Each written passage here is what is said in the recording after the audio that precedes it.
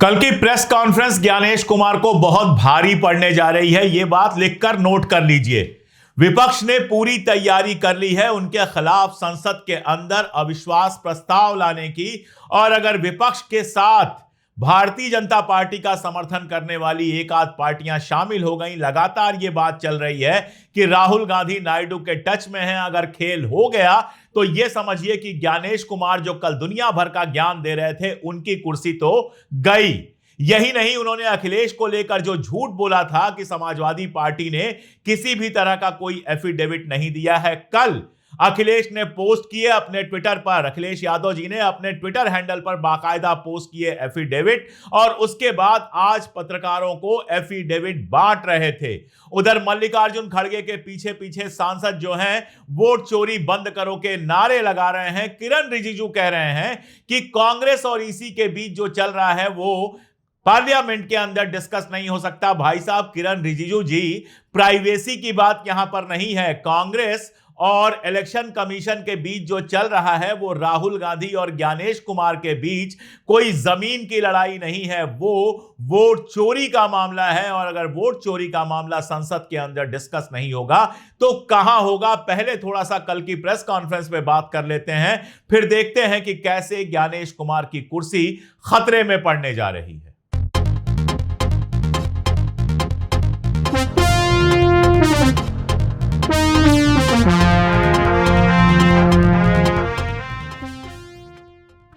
नमस्कार, मैं अशोक कुमार पांडे और स्वागत है आपका टीसीएच पर। कल ज्ञानेश कुमार जी ने ज्ञान बहुत दिया।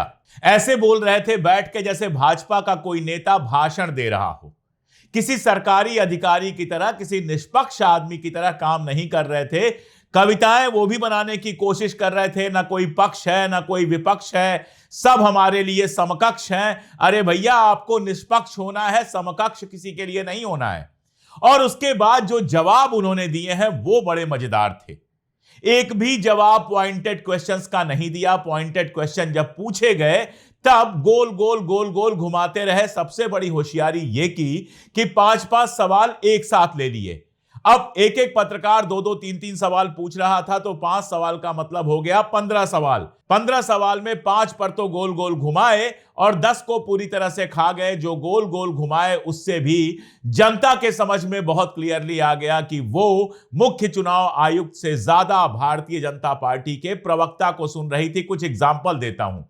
मकान नंबर 0 को लेकर बहुत भावुक हो गए। जिन लोगों के पास घर नहीं होता, आप लोग भाग्यवान हैं। कई लोगों के पास घर नहीं होता लेकिन उसका नाम भी मतदाता सूची में होता है। और उसका पता क्या दिया जाता है? उसका पता वो जगह दी जाती है जहां वो व्यक्ति रात को सोने आता है। कई बार सड़क के किनारे, कई बार पुल के नीचे, या कई बार लैंप पोस्ट के किनारे। जिनका मकान नहीं होता है उनको मकान नंबर 0 दे दिया जाता है। भाई साहब, मैंने भी सिस्टम में काम किया है। नॉशनल नंबर नाम की कोई चीज होती है।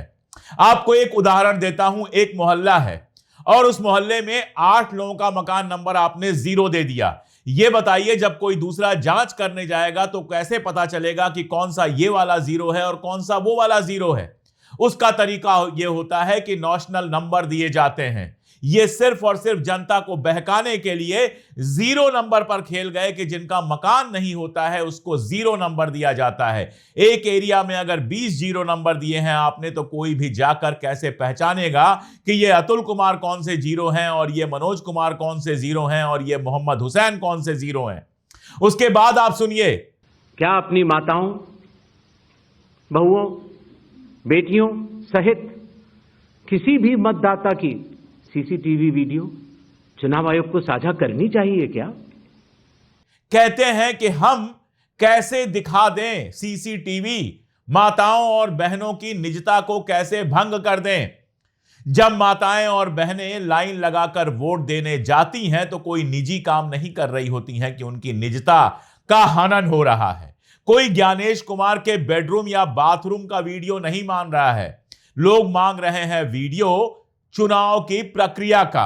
जब माताएं और बहनें लाइन लगा रही हैं जब माताएं और बहनें जाकर एक ऐसे पीठासीन अधिकारी के सामने सिग्नेचर कर रही हैं या अंगूठा लगा रही हैं जो उनके घर का नहीं है, तो फिर वो वीडियो दिखाने में निजता का क्या सवाल उठ जाता है? पहली बात तो ये। दूसरी बात यह कि जब मां बहन वोट दे रही होती हैं तो वो जो कॉर्नर में बना होता है वोट देने के लिए, वहां पर सीसीटीवी नहीं लगा होता है कि आप देख सकें कौन किसको वोट दे रहा है। तो वोट की गोपनीयता, मतदान की गोपनीयता तो पूरे टाइम बनी रहती है। फिर निजता का हनन कैसे हो गया? और आखिरी बात यह कि 45 दिन तक आप वीडियो दे सकते हैं, यानी 45 दिन में सीसीटीवी देखने से निजता का हनन नहीं होगा, लेकिन 46वें दिन में निजता का हनन हो जाएगा। किसको बेवकूफ बना रहे हैं ज्ञानेश कुमार जी?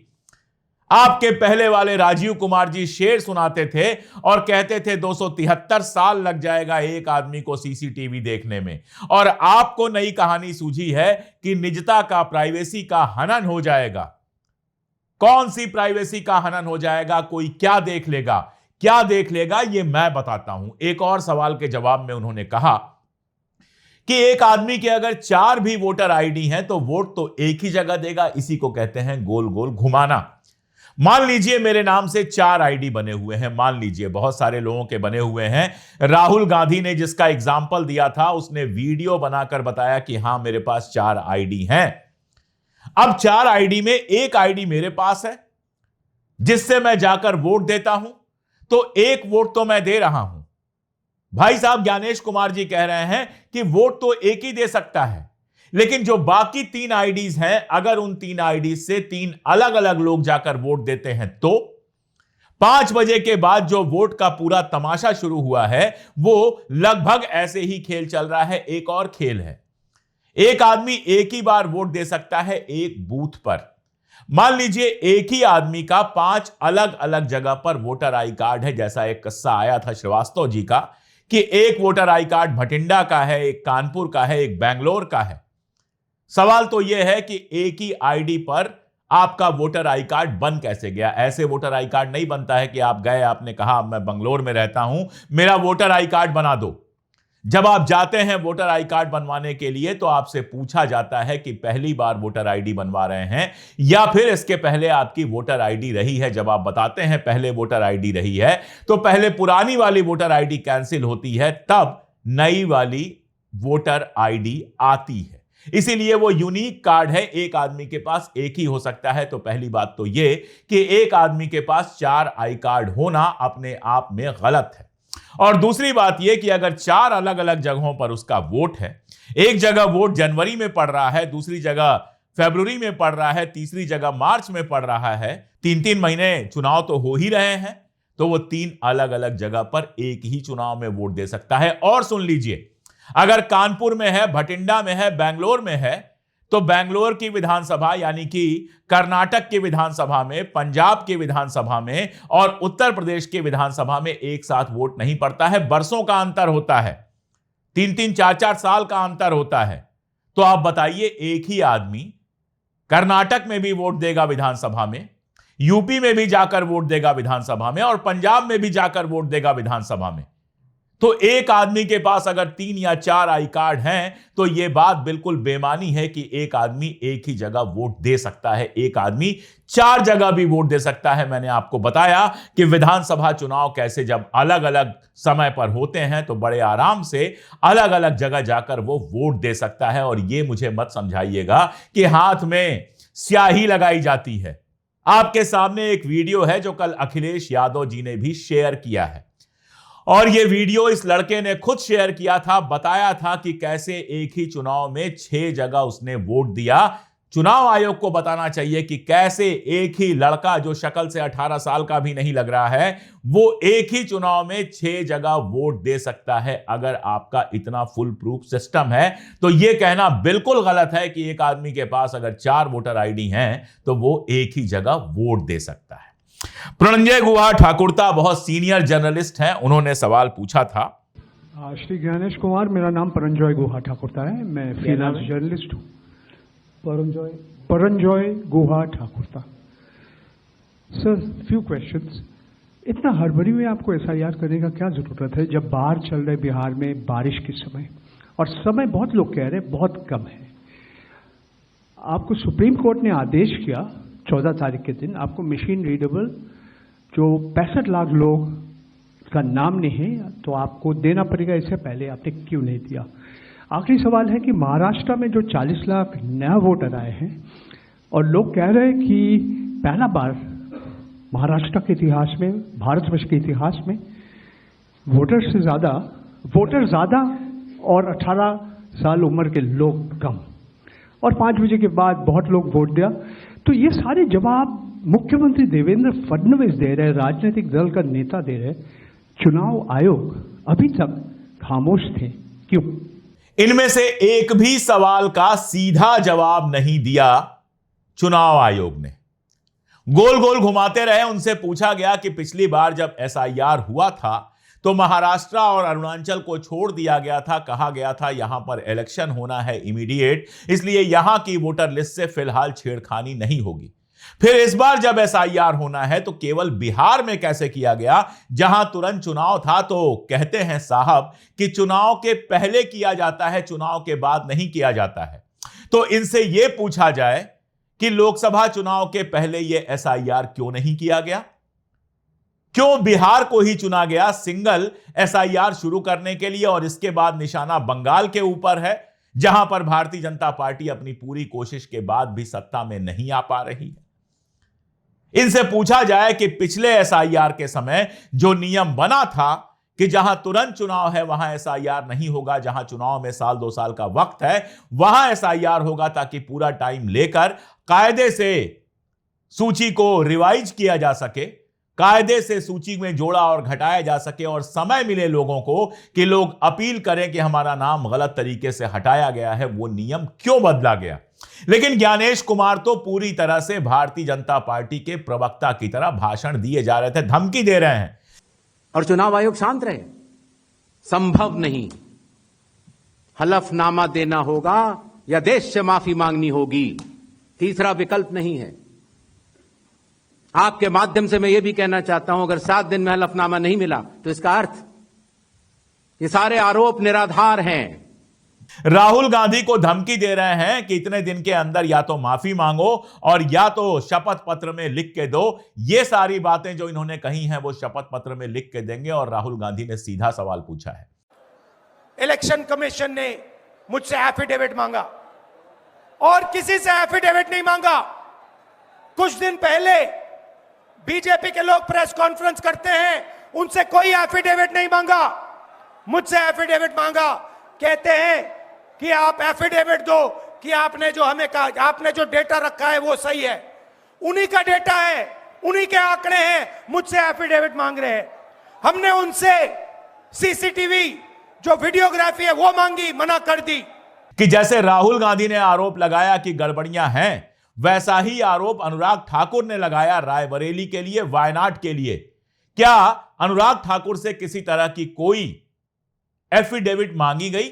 अनुराग ठाकुर से कहा गया कि या तो माफी मांगे या फिर शपथ पत्र दें, और अगर अनुराग ठाकुर से नहीं मांगा गया तो राहुल गांधी से क्यों मांगा जा रहा है?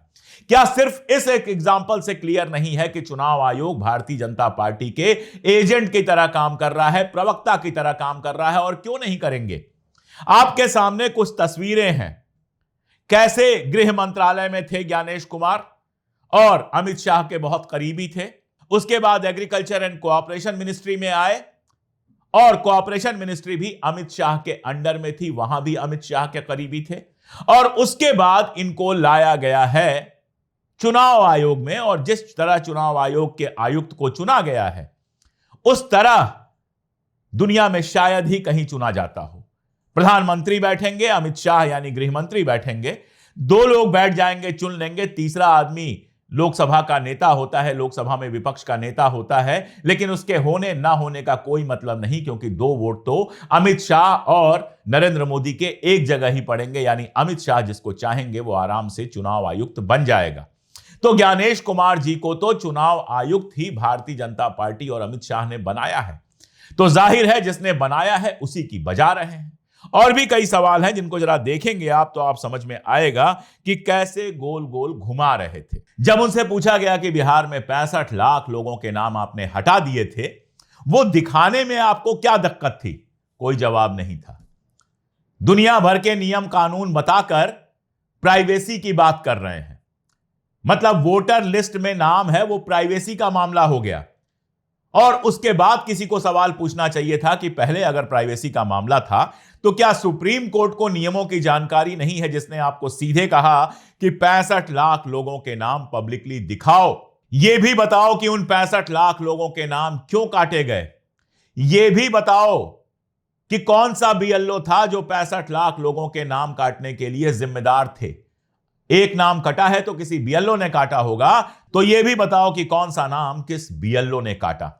और अब चुनाव आयोग सुप्रीम कोर्ट के आदेश के बाद वही लिस्ट पब्लिक कर रहा है, दिखा रहा है और मशीन रीडेबल कॉपी में दिखा रहा है। तो कल वो प्राइवेसी का मामला हो गया था जब ये दिखाना नहीं चाह रहे थे, और सुप्रीम कोर्ट का आदेश आने के बाद जब दिखा रहे हैं तो प्राइवेसी का मामला नहीं है। छुपाता सिर्फ वही है जिसको गड़बड़ी की आशंका होती है। जो चोरी करता है वो छुपाता है, जो ईमानदार होता है उसका सब खुला होता है।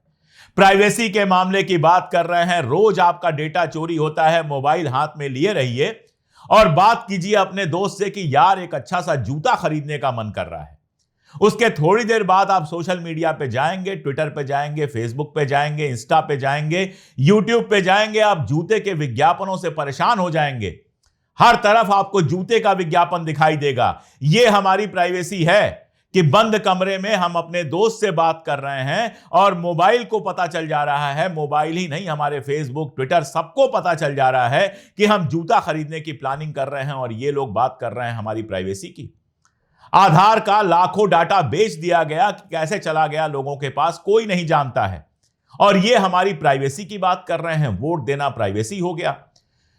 जब मैं निकलता हूं वोट देने के लिए, लाइन में लगता हूं और जाकर वोट देता हूं, उस समय सैकड़ों पत्रकार देश भर में फोटोग्राफ खींच रहे होते हैं, हजारों फोटोग्राफ। इलेक्शन के अगले दिन लंबी लंबी लाइनों की फोटोग्राफ आती है, और प्रेजेंटेबल फोटोग्राफ चाहिए तो महिलाओं की फोटोग्राफ आपको हमेशा अखबारों में दिखाई देगी। जो खड़ी हैं वोट की लाइन में, वोट देने की लाइन में जो महिलाएं खड़ी हैं, उनकी फोटोग्राफ आपको दिखाई देगी। वहां प्राइवेसी भंग नहीं होती है। पत्रकारों के ऊपर बैन लगा दें कि जब वोटिंग हो रही है आप आ ही नहीं सकते हैं। और सुनिए, हमारी महिलाएं जाती हैं, घूंघट में जाती हैं, बुर्के में जाती हैं, उनका बुर्का हटाकर चेहरा देखा जाता है और फोटो से मिलान किया जाता है। घूंघट हटवाकर फोटो देखा जाता है और मिलान किया जाता है। तब उनकी प्राइवेसी भंग नहीं होती है। प्राइवेसी भंग हो जाती है अगर सीसीटीवी 45 दिन बाद विपक्ष देखना चाहे तो। और 45 दिन में क्यों नहीं बताया? अरे भाई, कहां से बता देगा 45 दिन में?